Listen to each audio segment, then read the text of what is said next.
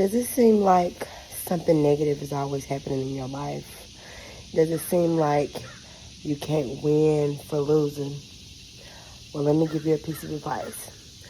First, I want you to understand that everything is energy, frequency, and vibration.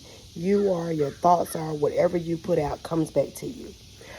So we know that life is going to throw us curveballs. It's a part of life. This is a part of the video game of life. It's going to throw us curveballs. And those curveballs are really, I don't even like calling them challenges. They are milestones for us to be able to get through so we can see how magical we are inside of ourselves. That's the way I like looking at them now, because every time I go through a milestone, I end up coming out with something more greater inside of me that I didn't even realize that was inside of me. So try to not look at what life throws you as challenges. Try to look at it as just milestones for your up-leveling that you're going through in this game of life. So with that being said, I'll give you some piece of advice to help you to be able to start manifesting more good luck, more synchronicities, more good things happening into your life. First, when you're saying, if you are even saying, I can't win for losing, you are cursing yourself. Your words, your energy, this vibration is a spell. You are putting a spell already over your life. So first of all, take those vocabularies take those words out of your vocabulary. So now that we have that, I want you to start to focusing on the good things that are happening into your life. Now, if you're at a vibration or frequency, because everything is frequency and vibration, like I said, and we at any given time, we can be in a higher frequency, at a lower frequency. We're always fluctuating. But if your constant state is a lower vibration or frequency, it's going to take a little bit more work for you to get out that lower vibration. But it doesn't mean that you can't do it. Trust me, I know. I was severely depressed, almost 300 pounds, and on 20-something different prescriptions a day. I know from personal experience.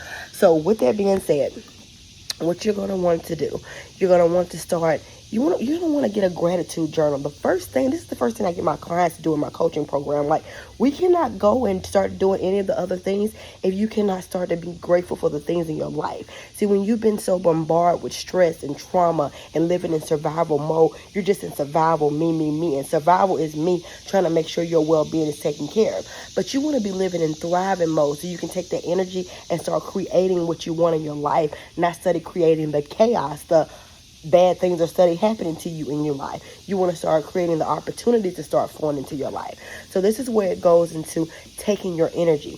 Think of yourself as a radio wave, as a radio. And so, when you turn, say you want to turn to 101.7, 99.5, whatever radio station, what do? You go in your car, get your radio, and you turn to the channel. So while you turn to that channel, if you want to listen to 95.5 and you're on 101.7, it's not going to pick up that because it's in a different frequency. That is what's going on. You are wanting to attract all this abundance and things into your life, but you're vibrating at a frequency that is attracting the chaos in your life. So you have to tune your frequency to the frequency of what you want in your life. You have to attune. So if you want to be a multimillionaire or a billionaire, you have to attune yourself, align yourself. How do you do that? You start to watching, following multimillionaires, billionaires. You start to studying what they do. You started taking some of these practices, what they do. You start to incorporate them in your business or whatever else you got going on in your life. And then success has a formula. All this has a formula. We just have to wake up and realize that we are in charge of this vehicle, of this powerful tool that God's source energy gave us, the mind. The mind is so powerful. And actually, when I was in the car yesterday driving, I just had another epiphany, like, dang, the creator energy of who we are gave us this most magnificent tool that can build stories, that can build legacies, that can build mansions, that can build all kind of things, chaos to beauty. And we are in control of it. It's not in control of us. So when we're wrapped up in survival, it is in control of us, and it's just steady creating chaos. But when we are getting to that thriving energy, expecting good things to happen, looking around the corner like, Okay, God, okay, source, okay, universe, where's the next big thing? Where's the next big break? Where's the next opportunity? Come on, bring it into my life. But before you get into that energy, you have to get out of survival energy. And to get out of survival energy, you have to be grateful for what you have. See, right now you're focusing on everything that you do not have. You're focusing on the lack of, I don't have this money. The lack of, I don't have this relationship. The lack of, I don't have this love. The lack of is inside of you. So that's why doing the internal work is so important. And if you can't do the internal work on your own, you hire a coach. I'm a spiritual mindset coach, and this is what I take my clients through, and this is how I've healed my life and reprogrammed my own life and accomplished the things that I've accomplished in my life, from healing my body to building a business to everything else, and being a UGC creator as well. Like, this is what has brought me into this energy, and I'm study transforming and study going forward. And so this is all because of the mindset work that I do, the internal mindset work that I do, the energetic work that I do. Meditation is so important. If you cannot meditate, some form of meditation, you're not going to be able to do this work, because you have to be able to calm the monkey mind. I tell my clients, this is the monkey mind. You have to be able to calm and sit it down and say, sit down, monkey mind. I'm in control, because you are in control of this whole vehicle. So the first tool you would use is to start doing a gratitude journal. I get my clients to do a gratitude journal. You will hear me talking about a gratitude journal all the time. Do a gratitude journal. And I might need to make a gratitude journal and put that in my store. Thinking about that. Might do that. But anyway, with that being said, get you a gratitude journal. Get you a journal from the Dollar Tree or whatever else. There's no excuses. Start to writing down what you're grateful for. And I tell my clients, for the first 60 days, because it takes at least 66 days to start reprogramming your unconscious mind, for to start to seeping in and getting rewired in that heart-centered part of your mind. So at least 60 to 66 days to start to writing down what you're grateful for every day. Now, the challenge is you're going to be writing between 20 to 25 things a day that you're grateful for. And every day you want to thrive to write down different things. So today, if you wrote down 25 things you're grateful for, now these can be small things to big grand things. It can be the fact that you have a roof over your house, and make sure you include yourself. It can be the fact that, you dressed up nice today, the fact that you love the locks on your hair, the fact that you love your shape, whatever it is, what you're grateful for. You're grateful for your family, you're grateful for the food you got, you're grateful for whatever it is. I don't even care if you're living in a shelter, or you're living in a camp, or you're living on the street. Be grateful for your surroundings. You can be, if you're homeless, you can be grateful for the fact that you're out here in nature and absorbing the rays and being able to get downloads. Whatever it is, you can find the beauty in the chaos. That's the point. Your mind can do that. You are that powerful. So once you start to doing that, write those things down every day. Thrive to write down 20 to 25 things a day that you're grateful for.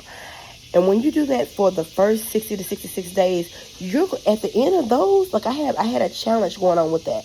At the end of those, you're going to be able to see how, oh my God, I'm thinking different. And you're going to start to see little things happen into your life. It could be some big things too. Things started happening into your life. Energy started coming into your life. Oh, wow. And when they do, don't get into the energy of, oh, this is just another little something, good things happening, but something else is going to come up chaotic around the corner. Don't be in that energy. Cut that off from your programming. And once you start to ask in the universe and start to looking forward to the opportunities that are coming your way and not looking for the chaos, because we are aware that stuff is going to happen in our life that we don't want, but it's the way we react to those things is what matters. The way that our energy, the way that we allow our energy to react and take us out of our own vibrational frequency. And this is another thing why it's so important to know what your vibrational frequency feels like. And if you want to know that and you want to learn how to protect your energy, I have an ebook that goes over how to protect, e-course that goes over how to protect your energy, how to call back in your energy, how to be able to tell somebody else to send a negative energy your way, how to pull your energy back, how to send it back to them, all those good things about energy work. And it's very cheap. I think it's like $11 or something like that. So it's not even a lot. So, or that might be, that's my affirmations that are $11.